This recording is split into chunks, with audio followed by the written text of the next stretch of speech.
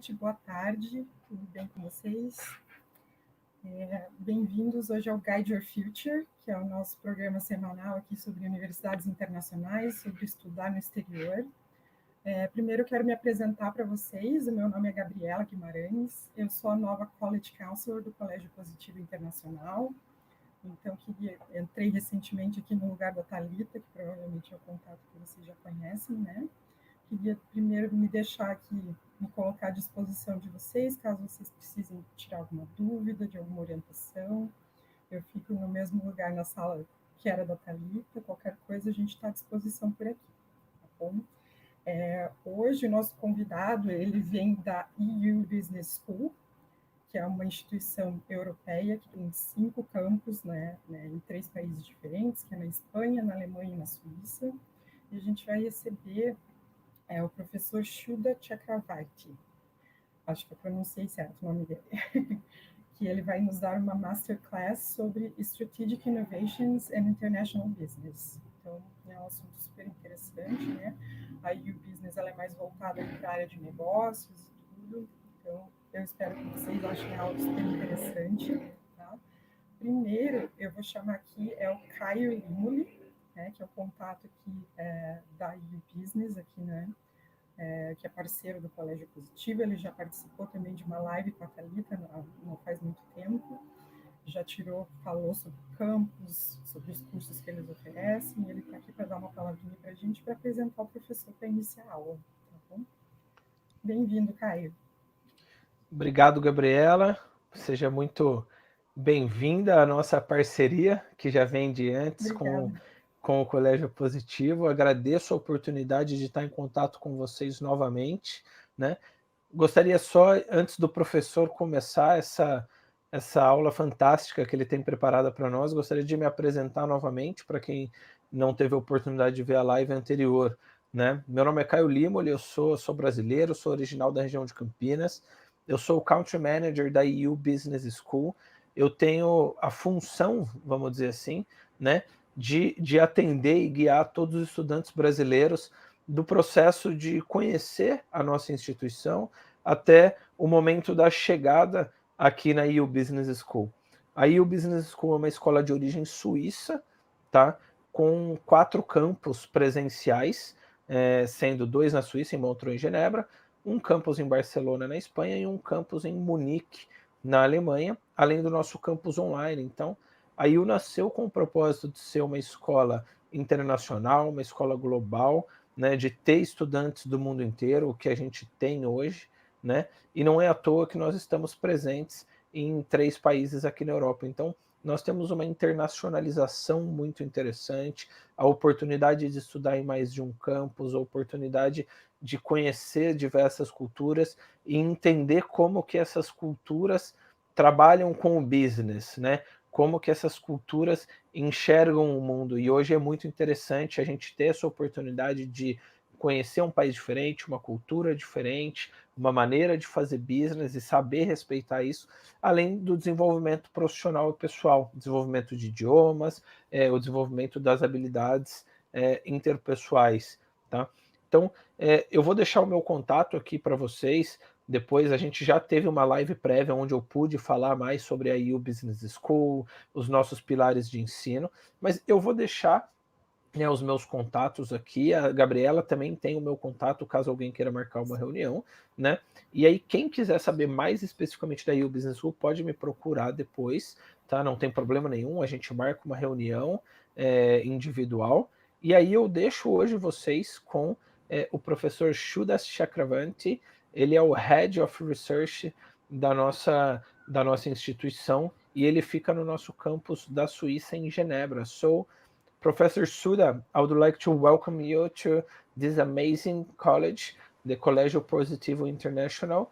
Hope everybody enjoy the excellent class he prepared for us, okay? So have a nice afternoon and enjoy the class.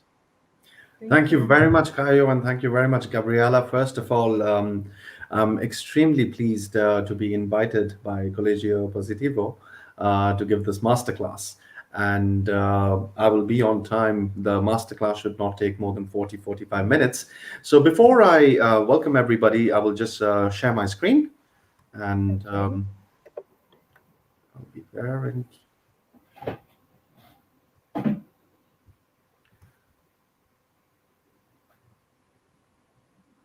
Do you see any of my screen? No. No, not yet. Not yet. 1 minute.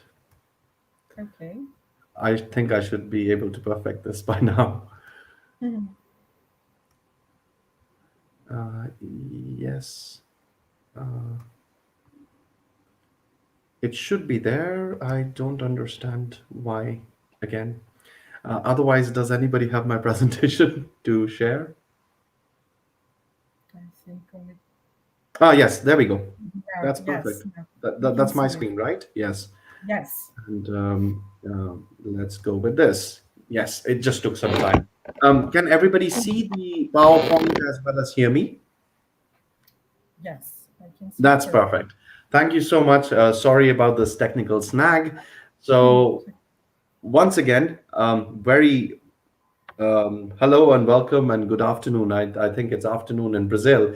It's already very late here in Geneva. It's after 10:30. So of course I'm not in the office. I'm at home, but it gives me great pleasure to speak to you about strategic innovation and international business. Now, just to quickly introduce myself, I think Gabriela did a fantastic job. I'm Suddha Chakravartti. I'm originally from India, and I'm a lawyer by training. Don't hold that against me. But then I came to Geneva, which is, again, I heard Kayo speak about the campuses, and it's one of the most international cities in the world that you can be in. And I have been at EU Business School as a lecturer in international relations and public policy and law since 2012. And since 2017, I have also acted as the head of research. So once again, it gives me great pleasure. Although I teach politics and international relations, there are some subjects in business that I'm really passionate about, and one of them is innovation. So as I mentioned, expect 40 to 45 minutes maximum. Okay, after that, any kind of masterclass or webinar starts getting boring. I'll try to be on time. I have a lot to speak about because this is one of those topics you can speak about for a year of classes. What to expect? What I want to do with you guys is, of course, first focus on innovation. And why is that important? Why are we speaking about innovation? Of course, we are a business school. But the way we teach business is not just entrepreneurship and business. We teach it from a very multidisciplinary or an interdisciplinary, we use an interdisciplinary methodology.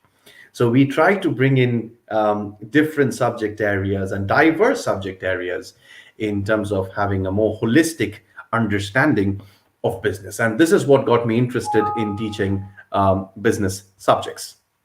So with that, first, I would like to go into what is innovation. Now, simply put, innovation is the way we change our lives. We alter things, we transform things. And of course, this is key to businesses surviving in the kind of world that we live in.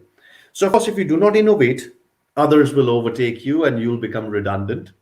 And in the kind of world we live in, once again, the pace of innovation is much faster.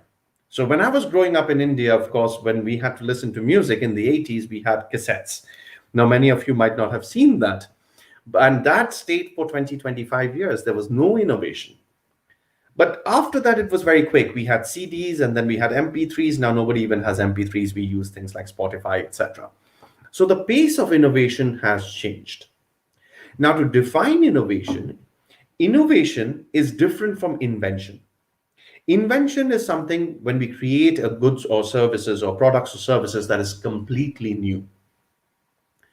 Innovation is not about a new product or service. It's creating new value. You're creating new value from an existing product or service. That's the thing about innovation. So when you go from, let's say, normal telephone to mobile telephones, etc., that's innovation. So creating new value from existing products or services. Now, if you look at the evolution of innovation, of course, the first and probably the greatest human innovation was the wheel.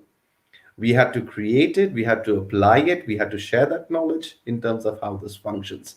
And look at where we have come today. We have also conquered parts of space, not the whole space. So the International Space Station that you see on the right-hand side of the screen. And this is the story, this is the human story.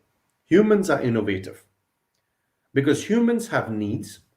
And if you satisfy a need, you are innovating. Okay, so you can tell the story of human being in terms of evolution in many different ways.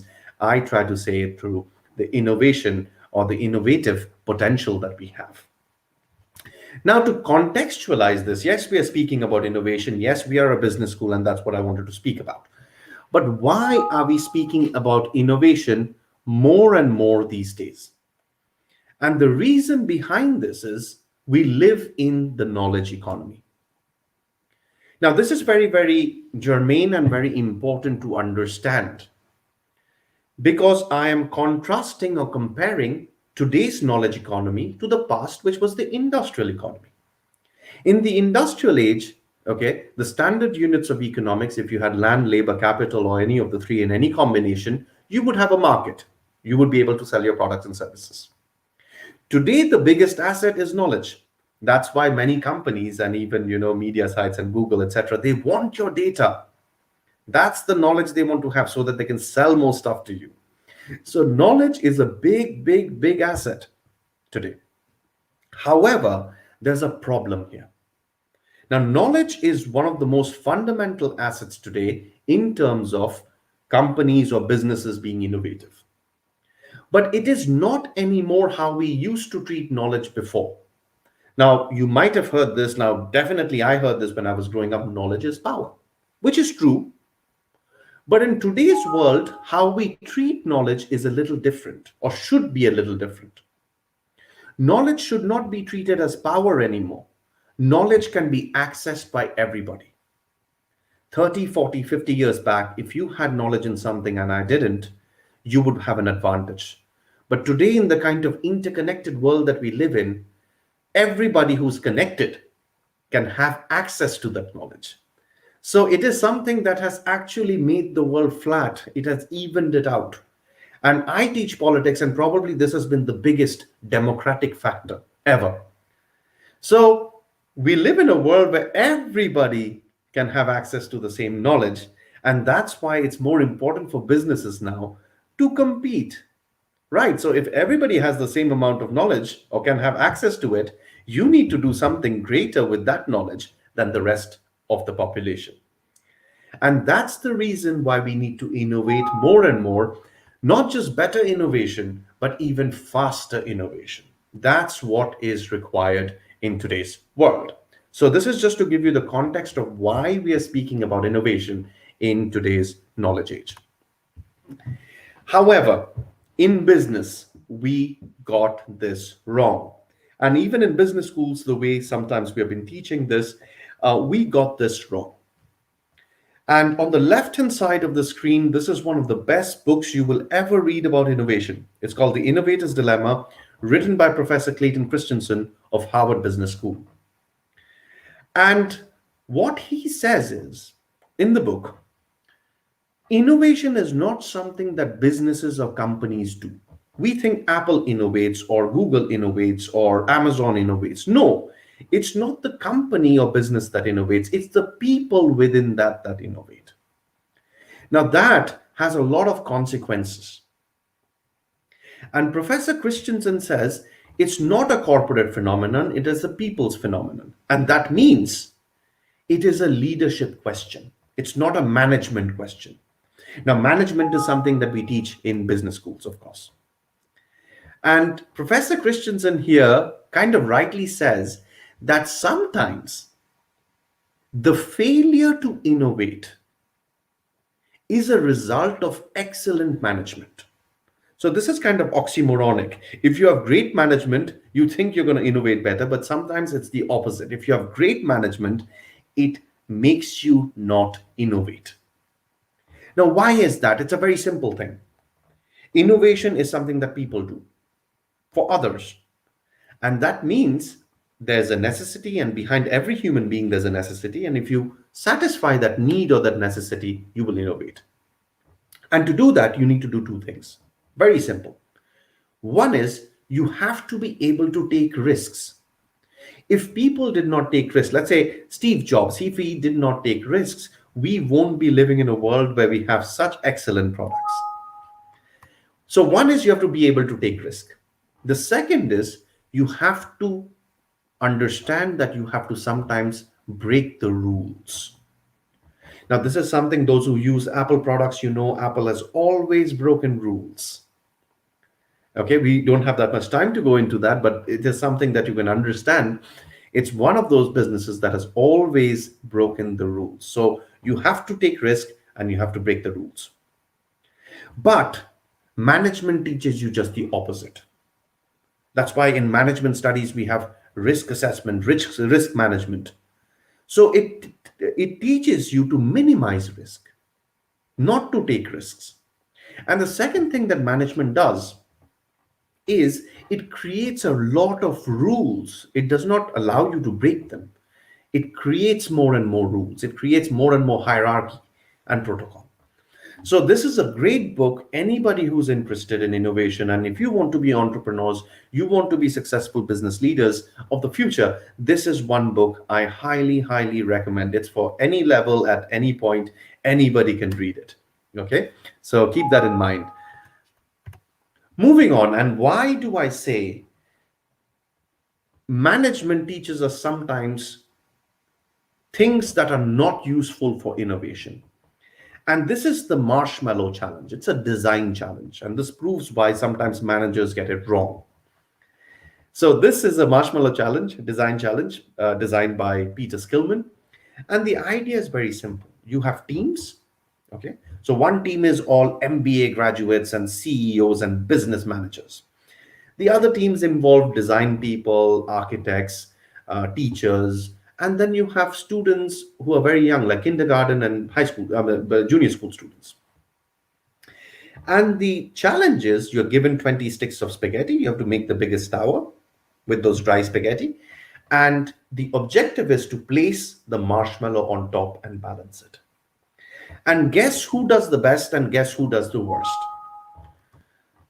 People who, on an average, do the worst are MBA graduates and business people and management people. Now, this is kind of ironic because managers should be able to do this efficiently. You can divide labor, you can make plans, how to build this, and then design and then execute it. This is what management teaches you: planning, processes, and then execution. But they always come, most of the time, they always come last. And the kindergartners and junior school students, they do the best. Now, the reason behind this is kindergartners, they take risk. They automatically start, they don't plan. It falls down, they start again till it starts standing and put the marshmallow on top. Business people, management people, they plan.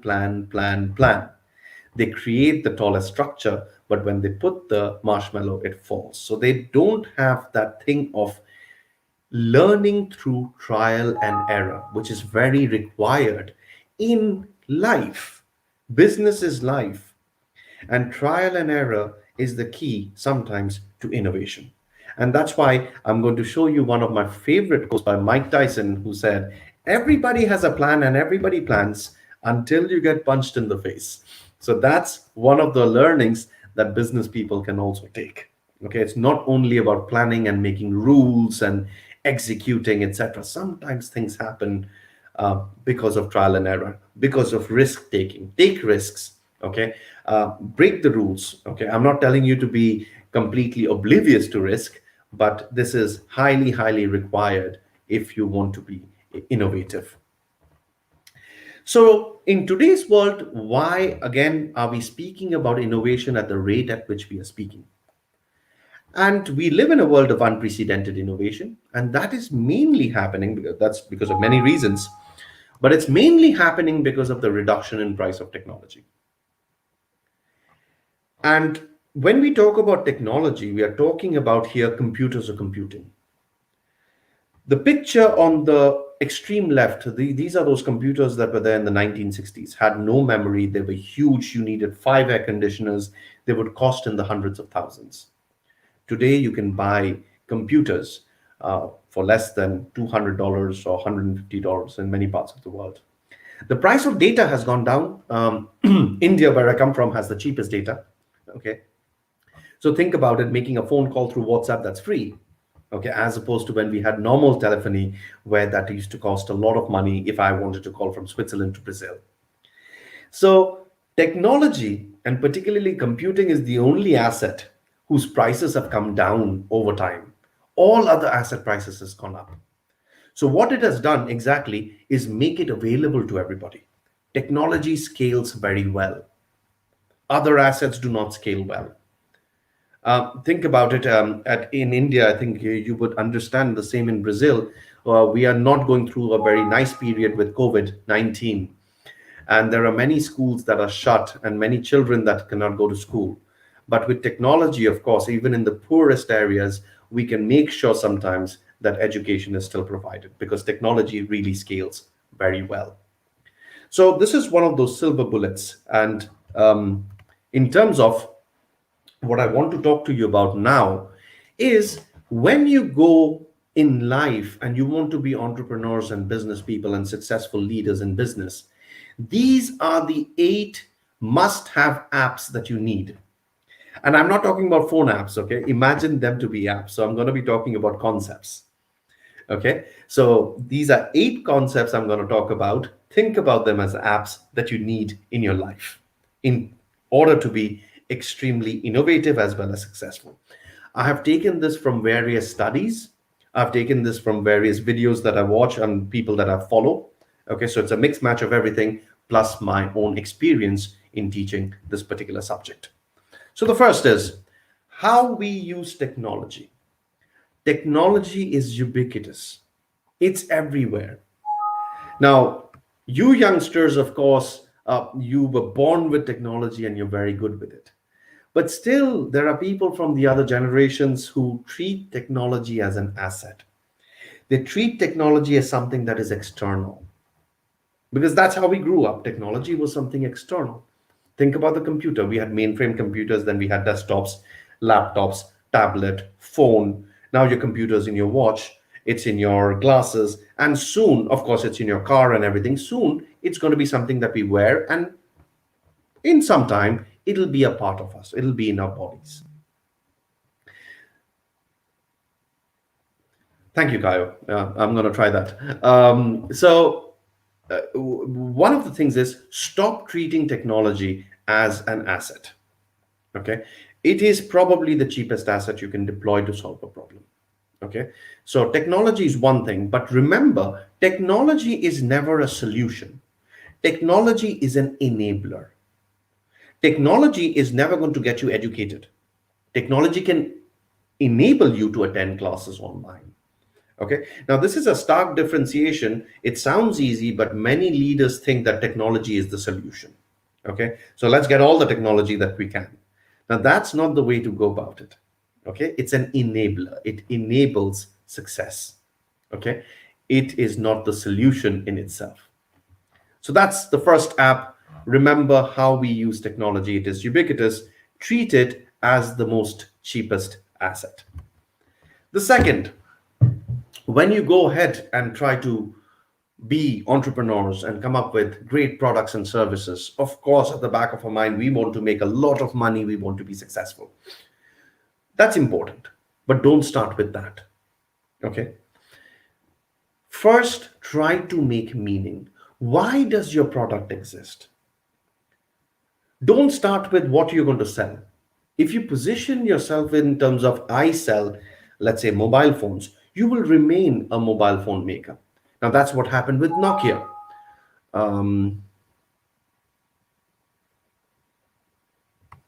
Sorry, you won't see this message again. So that's what happened with Nokia in many ways. So don't position yourself like that. But look at Apple.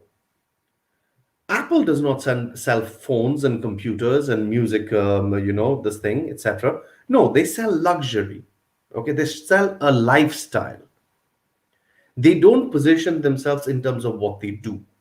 They position themselves by the meaning they make. If you use Apple, it empowers you. You're either an Apple user, either you're not. It polarizes people.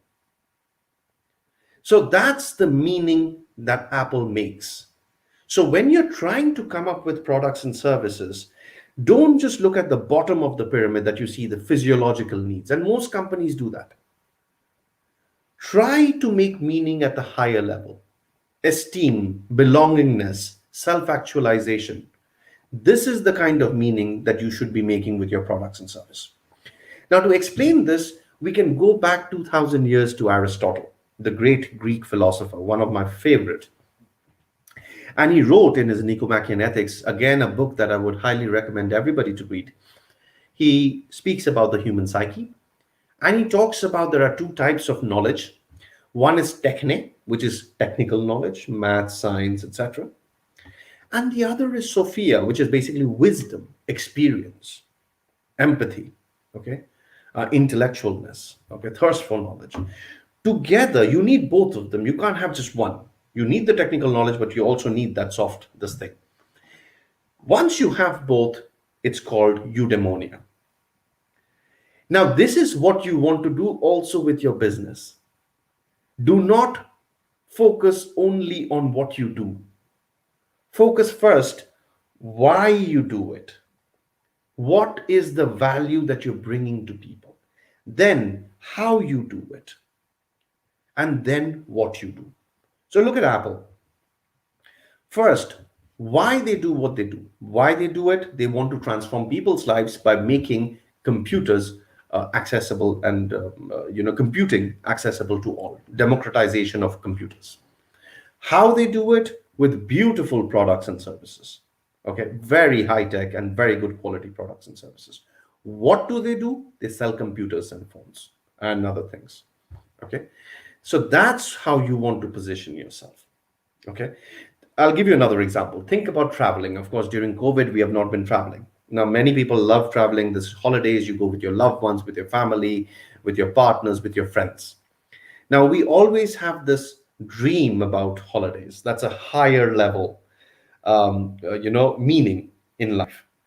But the travel in itself, think about it. You have to go 3 hours before to the airport. You have to check in your luggage, security, long journey by plane, come out, traffic jams, taxi, get cheated sometimes, whatever. It does not live up.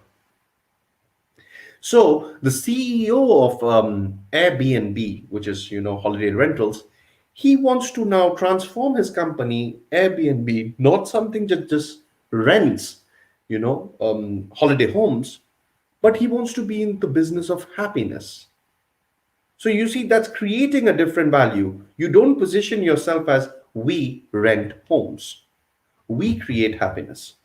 Now, once you have that value, you build your products and services around it. So keep that in mind, eudaimonia, and try to make meaning at a higher human level, at a higher psychological level than just a physiological need.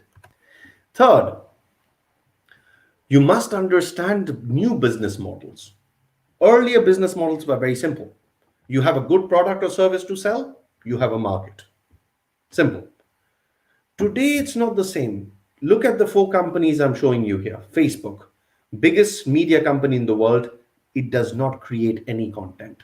The content is created by you and it's consumed by you. Airbnb, one of the biggest holiday rentals, does not own any of those rental homes. Who owns it? You. And who rents it out? You. Who rents it in? You. Same with Uber, one of the biggest taxi companies, car rentals in the world, does not own any taxis. And finally, Alibaba Group, which is a Chinese Amazon, and probably almost as big, will be as big, does not have any inventory, any stock. It connects buyers to sellers. This is a platform business because it connects or it creates markets on both sides. This was the success of the iPhone. It's not the touch screen, it's not the technology. Many people can do that. But what was disruptive about iPhone in 2007, it was the App Store. It was a platform where app makers and app users can buy and sell.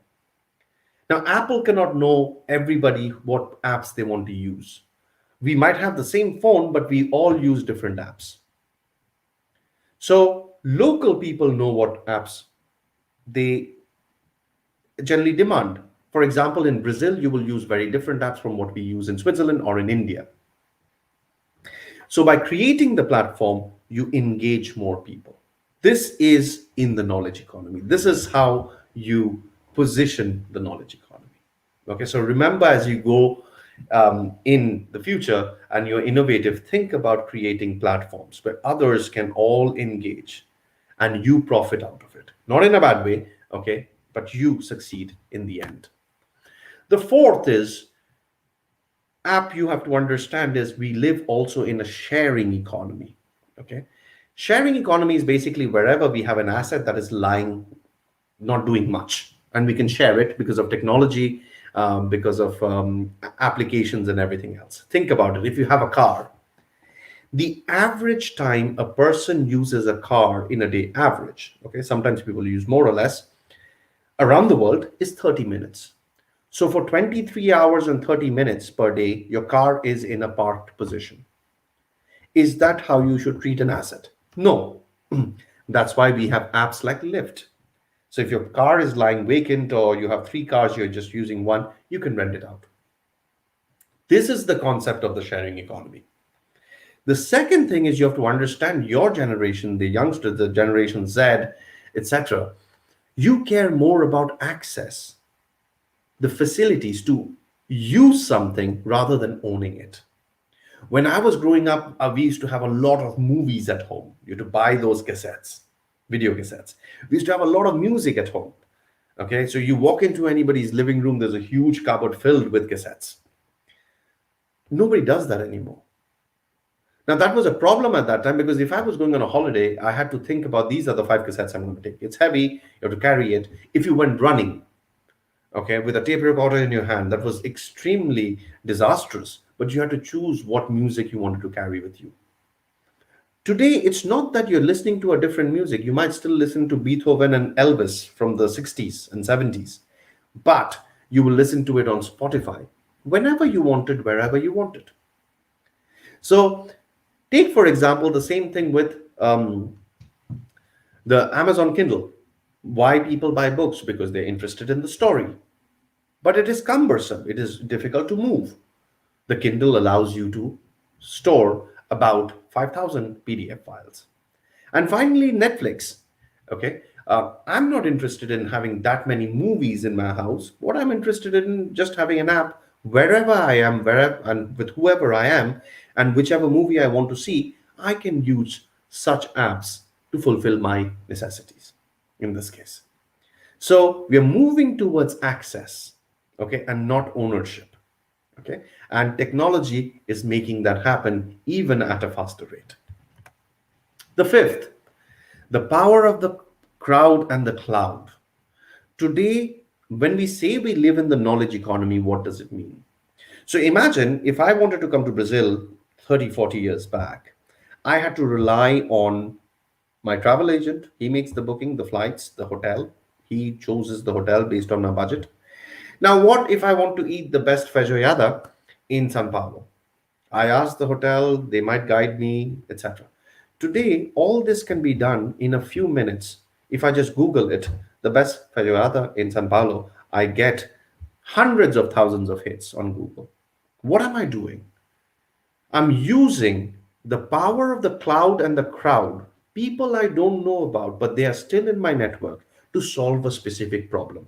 And that solving of that specific problem is less than a second, and it costs me zero money. Use that. The simple idea is everybody knows more than what you know. Okay, so use that, the power of the crowd and the cloud. We have solved many of the world's problems. Think about even the vaccination for COVID. Crowd. Think about financing new projects today. We are using crowdfunding. So if you think banks are not going to give you loans or whatever else, and banks are very local, you want everybody everywhere in the world to connect with you because you have a great product and service. You can use crowdsourcing, you can use crowd financing. to solve those problems. Okay, and the world is going to become more and more like that. This is how we manage knowledge. Okay, knowledge management is about having the right knowledge at the right place at the right time, and the right knowledge to solve a particular problem. So if I want to know which is the best feijoada in Sao Paulo, I basically Google it. And TripAdvisor gives me something, or Zomato gives me something, and I can make my decision based on that. Sixth is digital manufacturing, one of my favorite things. And this is something that will evolve even more. When we talk about digital manufacturing, it can be extractive, additive industries, but mainly I'm talking about 3D printing. Now, 3D printing, of course, it's still at its nascent stage. It's at the baby stage. But in 30, 40, 50 years, when you guys are basically ruling the world, this is going to be something great. And we can now print in rubber, in different fabrics, in different material, steel. There is research to even digitally manufacture, 3D print human organs. That would have revolutionary consequences. Now, there are two consequences of this. What's going to happen? One is, if digital manufacturing scales, you will bring the factory to your house. What do I mean by that? So let's say I want a new shirt. I don't go shopping. I print it myself. I want a new sunglass. I print it myself. You're bringing the factory home. It's the next industrial revolution. You can personalize everything. The second is not about what you can produce and what you can do with it, but where you can produce it. Imagine space. I showed you the picture of the International Space Station. Every 4 months, there's a big supply of things that has to be taken there, from pens to nuts and bolts to food to whatever else. So somebody up there has to make a list. It goes down and then it's sent up every 4 months. What if we take a printer there and print things as we need? Now that could be also scaled to parts of the world that are very remote, far away from supply chains. And we can produce and manufacture things locally there. So this is going to be one of those next big things. Okay, still at its baby stage, it will get there. Seventh is information, the rise of information. This is important because today we live in a world of incessant information. You're bombarded with information. News, social media, wherever you look, everybody's trying to get your attention. Okay, advertisements, and nowadays it's about 8 seconds. I think, if I'm not wrong, if somebody cannot attract you within 8 seconds, you move on to the next one, like Instagram and everything else. Now, but what is happening with information is information today is global. You can get global news from anywhere. But we don't only consume information that way, we also want to interact with it. So let's say, okay, I get my news on Brazil from the International Herald Tribune, which is the New York Times newspaper. But the problem here is that news is decided by the editors of New York Times the night before. This is the news that goes up, or this is the information that goes up. Now I can read it, I can make up my mind. But now I want to interact with it. I want to see if that news is actually right. Now I trust Mr. Caio Limole's opinion on what's happening in Brazil. So I follow him on Twitter and see his opinion on that. Right?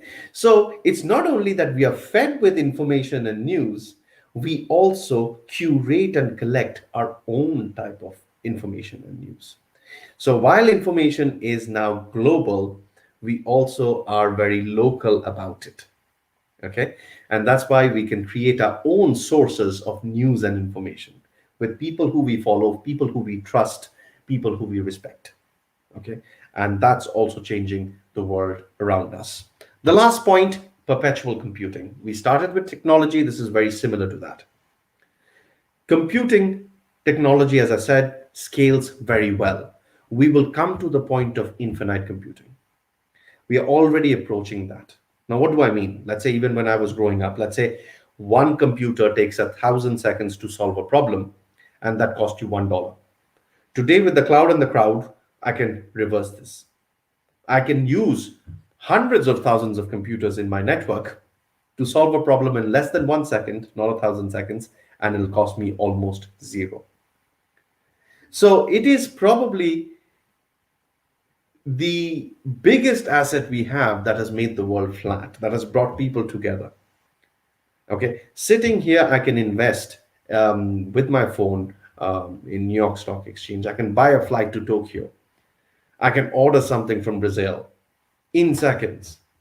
Okay, this is what is happening with computing. Don't treat it as a precious asset. It is something that is one with us.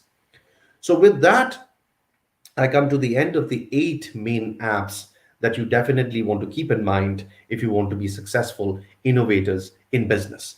But since Brazil has always been close to my heart, and that's because I grew up in Calcutta in India, and we are big fans of both Brazilian as well as Argentinian football. And we have more, trust me, Brazilian flags during the World Cup and everything than Indian flags in my city. Okay. So since Brazil is close to my heart, I've got a bonus for you guys. And the bonus is, don't play the finite game in business.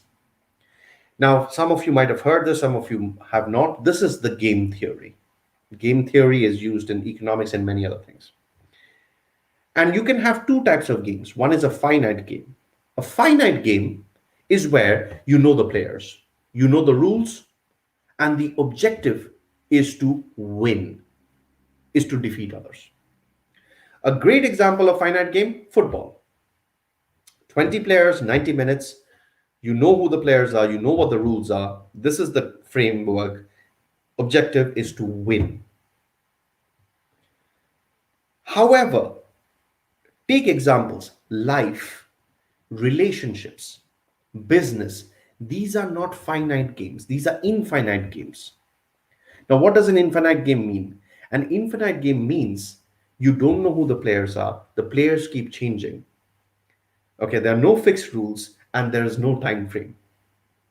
Like life, you can't say I'm always a success in life, always happy in life. No, you can't. There are 2 reasons, simple 2 reasons. There is death and taxes, right?